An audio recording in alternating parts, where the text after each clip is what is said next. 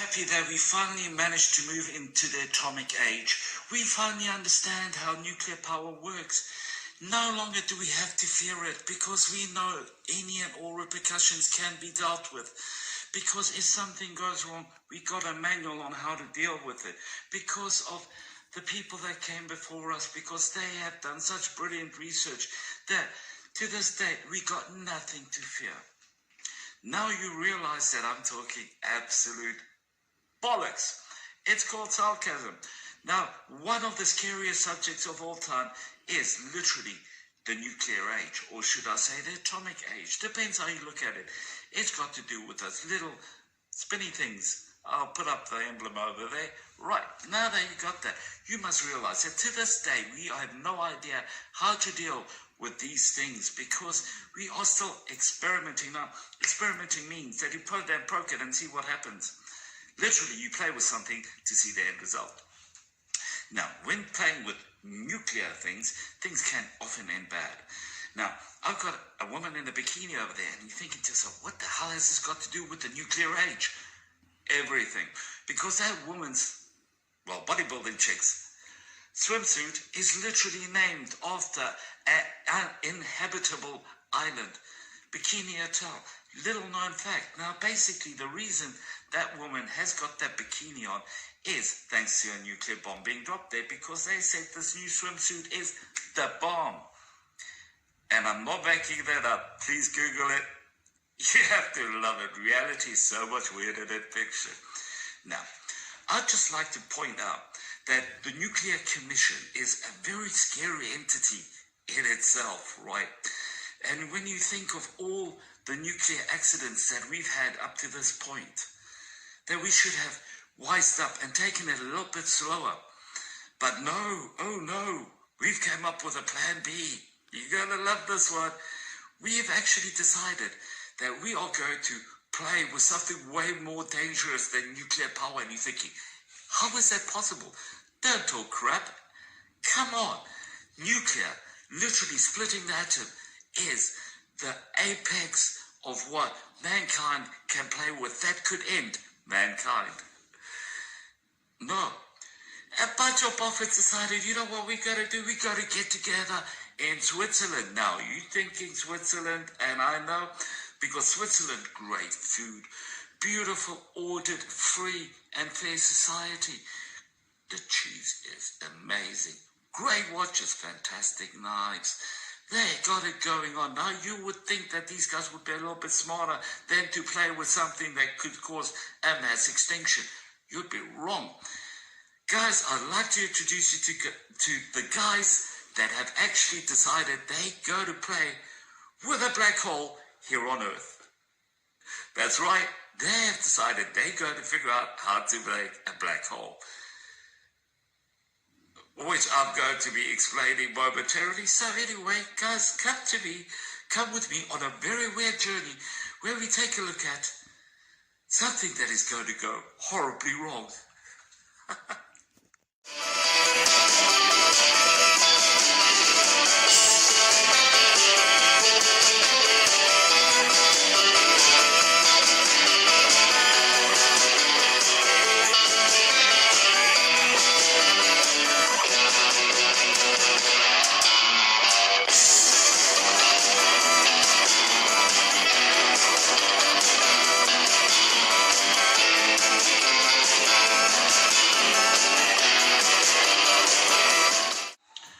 I'm going to have to start this episode at the beginning. I was down at the pub and we were discussing quantum physics and string theory. And naturally this led to an argument. Now I should really rename this channel Arguments I Get Down to at the Pub. Because you know what, when you're at the pub, you know everything. After a couple of tequilas, you're an expert.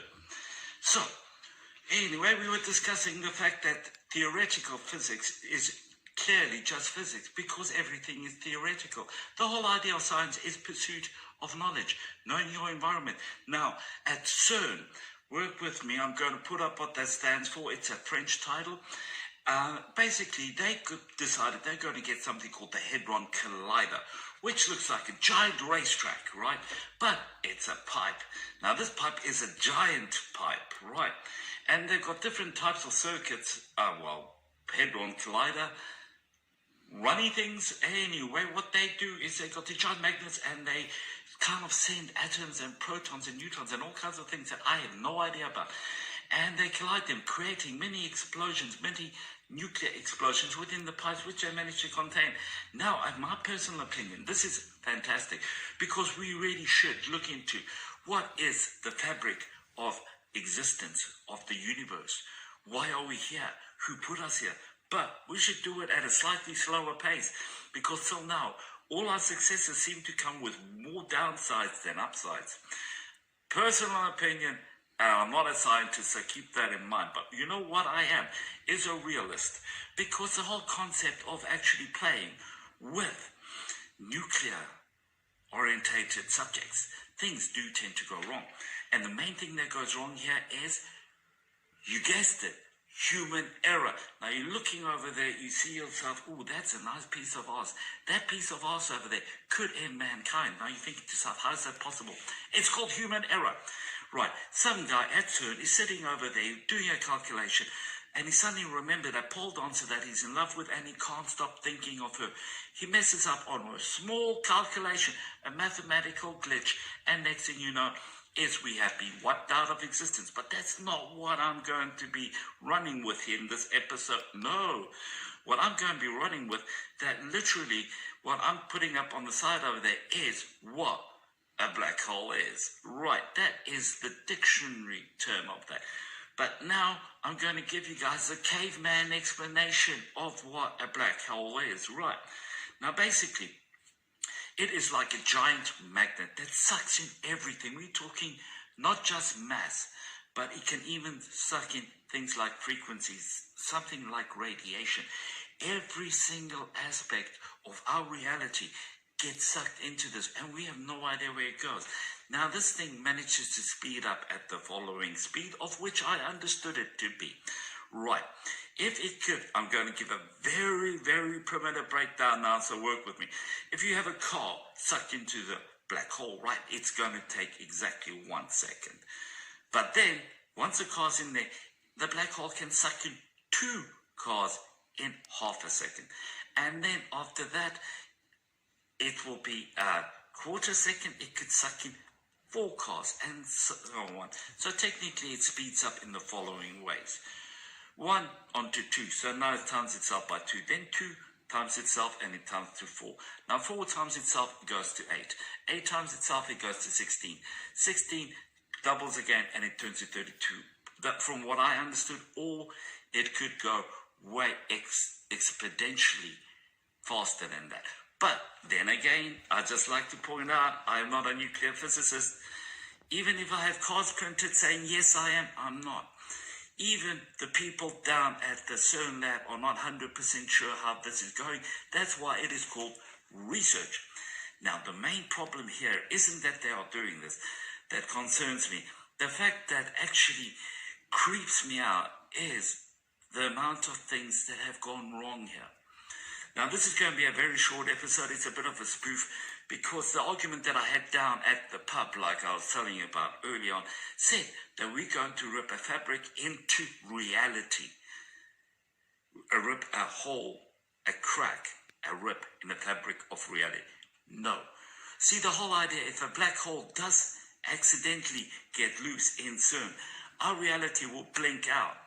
Literally, our world as we know it comes to an instant halt. We won't know about it. Just thought I'd point that out. So now I'm just going to do a very quick thing on C.E.R.N's security. Or should I say, not gun security kind of idea. We're talking about safety precautions to make sure that if they do screw up, we don't end mankind as we know it.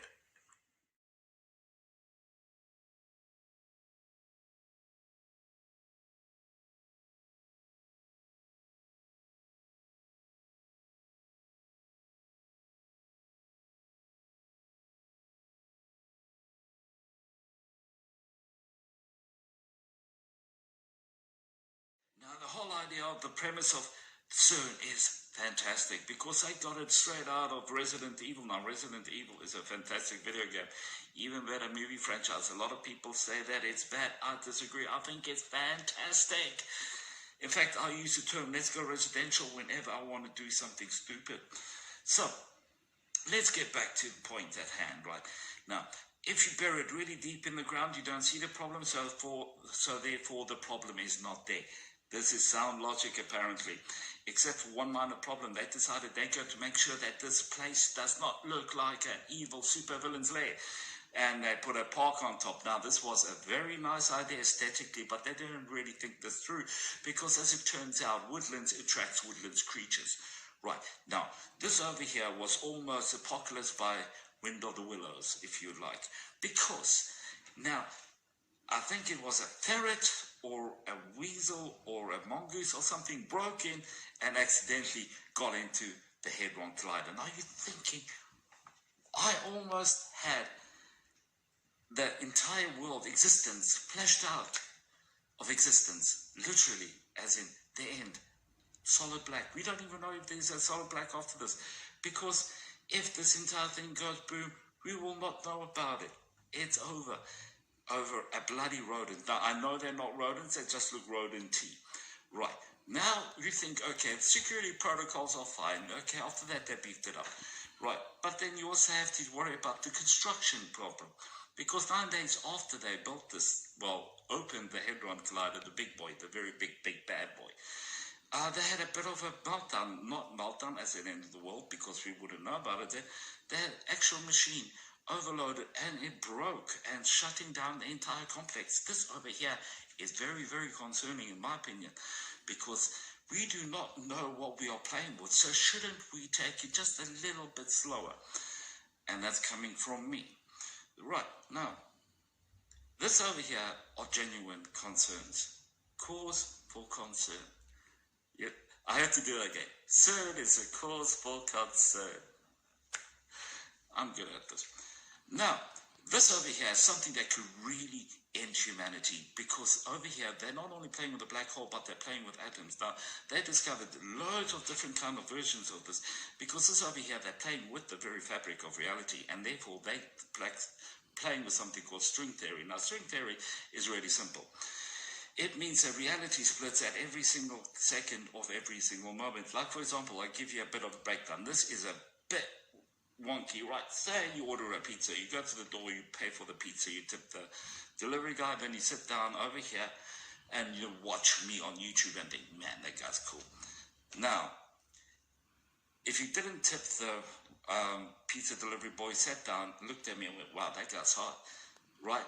That means there's two options there, for you got two separate universes. Now, there could be a third universe where you went there, didn't tip him, sat down here, started eating pizza, and instead of watching me, you switched your channel because you thought I was full of crap. Boom, that means you are three separate universes that could be created. This is a very primitive way of me explaining string theory.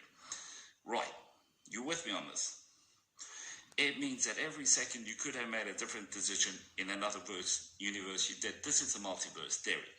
Now, a lot of people say that this is a Mandela effect, but that is absolutely bollocks, because people have got something called false memory.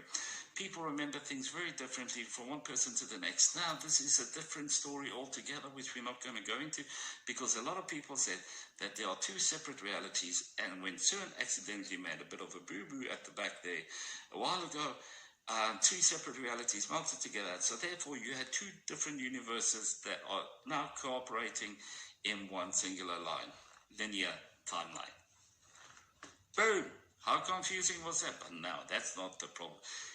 I'm going to give you my opinion now. I think that this is a very bad idea, but we should pursue it, because we will not know how to go forward in life without taking risks. I'm just thinking it's a good idea to take it a little bit slower and play with it a bit more after I'm gone. Maybe a year or two, because I'm a chain smoker, who knows. But now here's where the weird argument in the pub came in. They said, is it possible for different timelines, or should I say, like we're talking about the multiverse, 4 dimensions, and this is where religion comes into it. They, down at the pub, they said that it's possible that hell is another dimension. Hell is a human construct, let's be very clear on that. And if it's a human construct, it is 100% possible, or should I say plausible, because people are bloody stupid and the most probably well created. If you want to know how, take a look inside yourself. Sorry, bit of philosophy. Right. Now, let's take it from another angle. People are saying that if the CERN goes boom, a rip in the fabric of time and space will happen, and we will open a doorway to hell. Now, I was thinking to myself, what rational mind will possibly come up with that? And I had to edit loads of this out the first 2 times I made it, because I was literally just making fun of TV evangelists, and I couldn't carry on, because the people that follow them, not the evangelists themselves, the people that follow them are nice, beautiful, decent, hardworking, good-hearted people that should not and do not deserve to be ridiculed or made fun of. Just because someone has weird beliefs does not make them a bad person, and doesn't mean you have to ridicule them. Right. So that's why I edit that out. You can Google it for yourself. CERN, the gateway to hell. It's absolute bollocks. But then I was thinking to myself, how come this happened? Right? And then it hit me. Security over here was a lot smarter than they let on, and I mean way smarter, because they had a fantastic opening which resembled of man's mindset going from a mythical state where we had fairy tales filling our heads that we thought were reality in some way, and as we blossomed out, as we bloomed away from this towards science, it was a beautiful, almost theatrical play. It was fantastic. The opening ceremony was beautiful. I had to watch it several times just to understand what I saw. It was great. And then people said that this is like demons, and this then it got me thinking. The reason people think it's demons is because they intentionally inserted things to look like demons. And this is fantastic, because what better way are you going to do security than, here be demons, ghosts and goblins protect this premises. Welcome to the doorway to hell. Right. I was good. Anyway, they decided they're going to do something even more, because people are believing in ghosts, goblins, and demons and things. Let's encourage it. And they decided to put a giant statue of Shiva, the 8-armed goddess of war from India. Now that over there confirms any TV evangelist's hypothesis that this is a doorway to hell, and this confirms every bloody conspiracy theorist little paranoia right there and then. So people are going to stay away. So then security is automatically doubled up. And then you got to remember, you got people with a good sense of humor. Are you thinking, good sense of humor? What's funny about the doorway to hell? The staff are brilliant. I love this whole prankster idea that you guys got going on here. Well, by you guys I mean CERN, they decided to put on robes and have a mock human sacrifice, filmed naturally and leaked. So this is the best way to make sure no idiot breaks in to take a look for the gate that leads to hell, because they literally sitting there going, oh my God, it's a giant cult, and I'll go there and they'll eat me and sacrifice me. Fantastic. Well played, sir. I love it. So now I'm going to do a little bit of now that I've explained the whole CERN to you, I'm going to put a couple of boys over there, by boys I mean countries, to give you a bit of an explanation of how many people are involved in this. Some of the countries involved with CERN are very, very hot-headed, and I don't think they should be on this list, but that's a personal opinion. I'm not a politician, and I don't really want to influence anyone's attitude toward this, but the fact that it's an international gathering of minds, I find to be absolutely beautiful. But then again, we don't really want to tell everyone what's on our minds, you know? So, I'm just going to put it up there, and afterwards I'm going to have a very short, teeny tiny little snippet of the actual opening ceremony. Now, I'm going to keep it very short, just so you guys have a bit of a taste of it. You guys can look it up for yourselves. It is fantastic.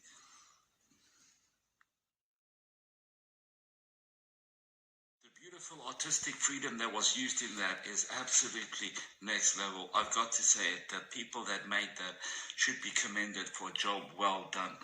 But on the other side, you must realize that a lot of people tend to kind of like misconstrue things. So therefore, it could have been seen as a rapture, not raptor. We're not going to have dinosaurs coming back to kind of like cause havoc. No, I mean rapture. It's a thing in the Bible where it's the end of the world. Now, I think it's brilliant that we get to run around on motorcycles with missiles added to it, with big machine guns, killing demons and stuff. Sandmasters, always wanted Sandmaster with built on cannons, killing demons, demon hunting. Yeah, that would have, but it's not real. It's sadly not real. So we have to kind of like break away from fiction and let's go back to fact. Okay, I'm going to end off now by just pointing out, I am wholeheartedly against anything nuclear, but I have to endorse it because till we do not have a better power source, we have to play with what we got at hand. We should play with it slightly slower and with a little bit more caution. Because let's face it, fossil fuels are literally the most evil thing that we came up with. We have destroyed our only home, and this is bad. So, it's a better of two evils, and that's coming from me. I do not trust anything atomic. I do not believe it's a good way forward, but I do realize that it's the only thing that we got going for us currently until we make better, how could I put this, strides forward in wind farms and solar farms and anything, even water turbines that you got in certain lakes. Anything that generates electric needs to be explored, and atom is literally our last resort. And at the moment, we really got to kind of look for secondary ideas. But enough preach from me. I like to point out that these guys, 70 countries getting together to do something fantastic. I actually commend them on that. I know I'm not going to come off looking good saying that, but it's actually brilliant that we've managed to get a group of scientists together to research something of such a massive scale. Now, I'm not even going to attempt to tell you how much information they have collected about the world around us. So I'm just going to put it at the bottom of the screen over there, so you could see how much effort and hard work goes into this, right? Even though it's creepy as hell. Yeah, well, it's a necessary evil. So anyway, guys, I'm going to end off now. A lot of love. I hope you guys enjoyed this. Don't forget, like, subscribe, share it with your friends. Tell your friends, explain to them that their lives are meaningless without fluorescent future. And that's a fact. So anyway, guys, peace out. Have a good one. Ciao.